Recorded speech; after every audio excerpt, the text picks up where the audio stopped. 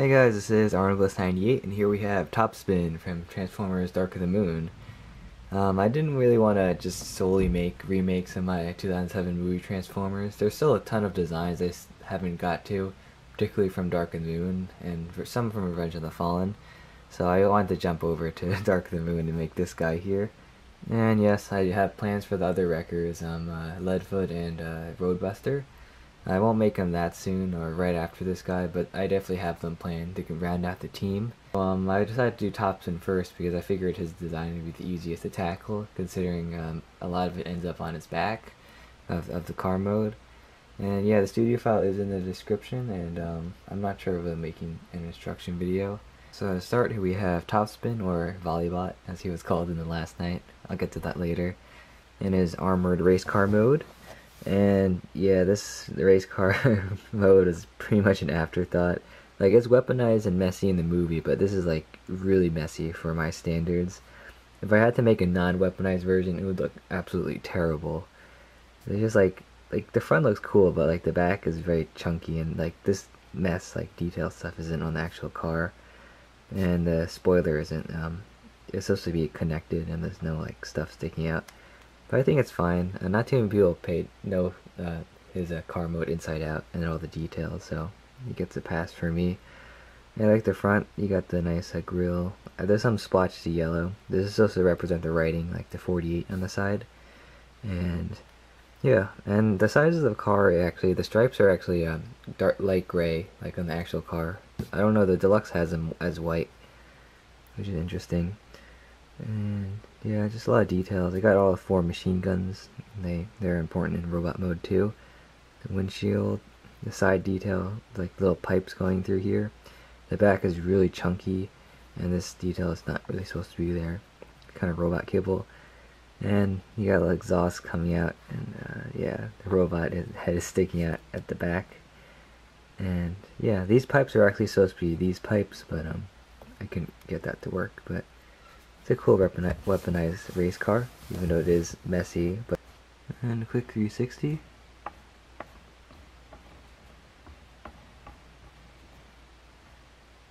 So we got minifigure, we got Charlie, and then we have his Dark of the Moon Deluxe. As you can see, the stripes are white, but in the movie the actual car stripes are like a light gray, which is what I went for. And then we have my recent old Camaro B. He's a bit longer than Topspin. I don't know if that's accurate to the actual car. And last night crosshairs, they're about the same length. And now onto the transformation. The transformation is pretty much like the deluxe, just like a few extra steps here and there. And to start, you want to come up here, and you want to take these sections and just fold them upwards. These are the arms. Obviously they were just hidden in plain sight, or maybe they looked a bit obvious. Then you want to come behind here, and then you want to take these sections where the spoilers are and shift them outwards, just for now. And then you want to just fold these down like that, just for now. And you want to take this section here, this whole like section on the windshield, fold it upwards. You can see the mess of like hinges inside here. This would be helpful if you want to build him and like find out how to reverse transform him. But this is the orientation of everything. It's quite a lot. I'm gonna fold this up on this hinge here. It'll take the whole sides too, and then this part will fold upwards,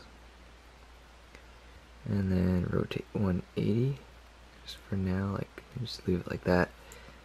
And then coming up to here, you wanna, once I do the first one you'll understand how it works, but just want to grab this section and just kind of broke it. You want to untab it. Sometimes it comes off like that, but this clip right here will tab right into the shoulder piece right here. That's one of the main locking points in vehicle mode. And take this front bumper, fold it upwards. Now that is free. You want to rotate this downwards. This section is a bit loose because you have to wiggle the hips out, and then you take this section and wiggle it back in, so it's nice and sturdy. And now for the second side, hopefully this doesn't fall apart on me. There you go. And rotate this down. And you just want to wiggle the hips inwards. Yeah, I usually use ball joints for the hips, but in order to get this to work, I use T-joints, which I think they're fine on small transformers like this. And now for the legs, this is a little different than the deluxe. You just want to rotate this forward, and then you want to rotate this around, fold it in, fold this inwards like that, and then you want to shift this in. It's a lot of folding and rotating. And this is like his toe right here. And then coming into the back, he's not going to stand because of this, but you want to rotate this forward, shift this up, and then fold this back. And you want to just set the spoiler like that on the back of his foot. That's one leg. And now for the other one, same thing. You want to just shift this forward here, and you want to rotate this around like that, fold it in, and then fold it up, and then shift it inwards, and then the toe is already out, so. And then coming up back to here, I just take this out, rotate it, set it back down like this. So you should fold these down so they're better for posability. And now for the whole upper body section, take this whole section, rotate 180. And then you got like the whole backpack section, and then you have the whole front chest area. Now this section, you want to fold this forward and shift it down halfway on this, like that. Fold it back out. Like this. Fold down the arms. They're kind of really tiny right now, but. And then you want to. Yeah, these sections like to come off a lot because of the connection. But you want to rotate them ever so slightly, like that. Same with this side. Just rotate it like that. And just position the head. This is like a bunch of hinges. They actually just stretch out for vehicle mode, but then you want to collapse all this down.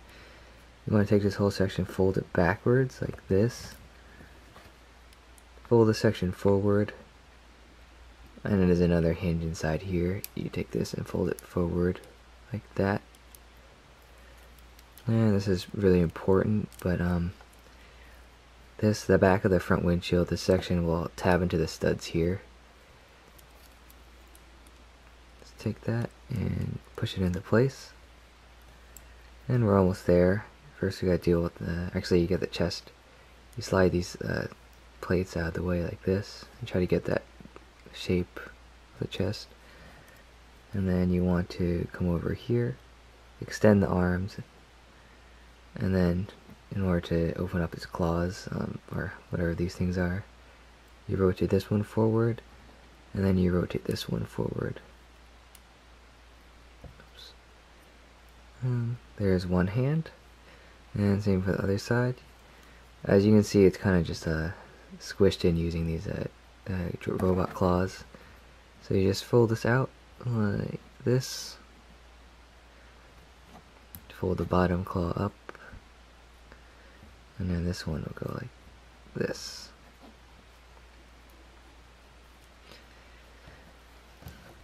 Now for the backpack, it isn't too bad. Actually, you want to fold this down just for clearance for now. You want to come up here and here. As you can see, it's one of those rotating hinges, so you have to rotate these outwards. And so you just fold these up for now, fold these up, rotate them, and rotate these up. And now this whole section will droop over the front windshield like that. And that allows you to move this up and fold this front of the car like that. And almost there. You gotta rotate this. And coming over here, so you want to get a better look at this section here. This has to rotate around, so in order to do that, you take the side window, rotate that, rotate this forward, and then that's like the cannon, and shift it forward and set the window back down. And then you want to rotate this downwards like that. And then you just want to just mess with these hinges like this, and there's one cannon done. And now for the other one, you have to just move that, rotate this outwards, rotate this around, and shift this in. There's a lot of trial and error required for all these struts. This is one of the hardest parts of making him. Fold this back down, and then fold this down, fold this up, and then rotate this, and rotate that. And then getting everything positioned. Yeah, you gotta rotate them at this joint so the claw points upwards. I hope you saw that well. And here we have Topspin in his robot mode, and he looks pretty good considering I spent too much time looking at a CGI model. And just giving me a quick spin, you can see everything. He has a pretty big backpack, but that's accurate to the movie mostly. And coming up to his head, it's pretty simple. I'm glad I got that like mullet look. It's fine. I'm glad nothing really comes off. And you got the little pipes. I originally wanted to use the pistol pieces, but I think they angle a bit too much compared to what's on the CGI. So I just figured I'd just use these actually hoses, and they look cool, except they pop off a lot due to the connection here. The chest is cool. It's really simplified. There should be a lot more smaller little blue panels. And yeah, I got the shoulders good. Well, he has like gold detail. One of the shoulders has that like yellow greenish thing. It's like a really light yellowish green, but I think yellow is closer than lime green. And one of the coolest parts of his design are the giant claws. His hand is hidden inside, and he has a machine gun on his arm.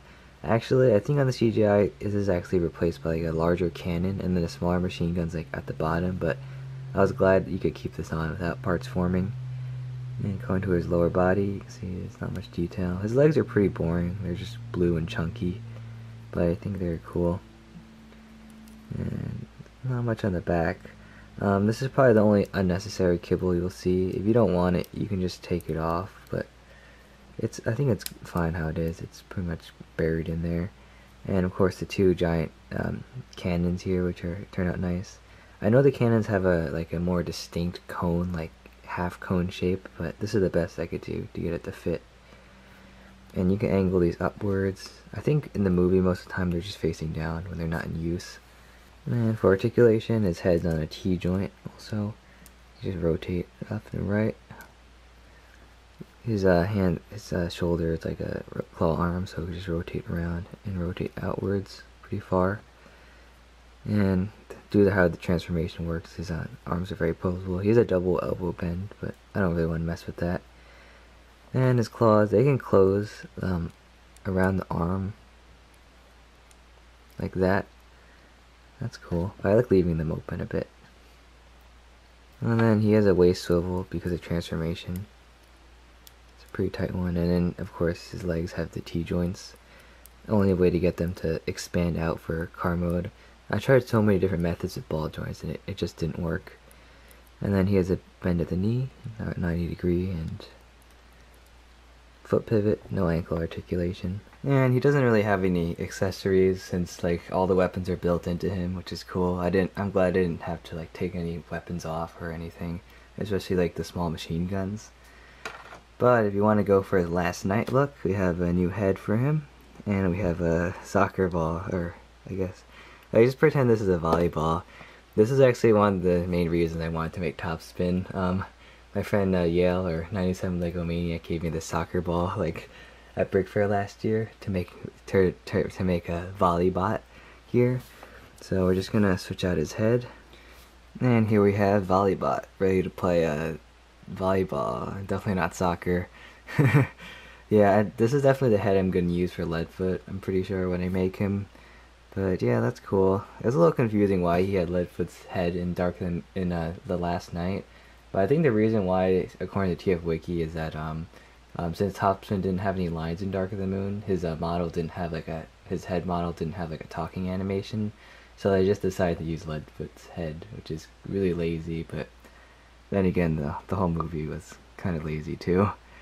But yeah, there you go for my last night collection, I guess, if you could fit in. And for size comparison, minifigure, Ravage, and we have his Dark of the Moon Deluxe. I think the yellows here are based off concept art. Like in the movie, he doesn't have this much yellow on him. And we have Wheelie, who is definitely not in scale. And here he is with Bumblebee. Bumblebee is smaller, obviously. I think the scale is pretty well. And here he is with Optimus Prime. I don't really have any other Dark of the Moon Autobots. And since it's Dark of the Moon themed, here is a Dark of the Moon Shockwave. And that's it for this video. I hope you enjoyed Topspin, or volleybot here. Technically, I'm covering 2 movies at once. So, yeah, I definitely will make the other wreckers. Not right away, though, but they will be coming sooner or later. As well as more Dark of the Moon Autobots, since Dark of the Moon definitely needs more love from me. And yeah, Topspin here, I like how he turned out. He has a pretty cool design though. He's not very iconic. He doesn't have any lines in the movie, so I kind of put lower effort into him than my other Transformers this summer, but honestly, I'm happy how he turned out. So yeah, and that's it. There's a studio file as always, and I have still more Transformers to show off, so I see you guys then.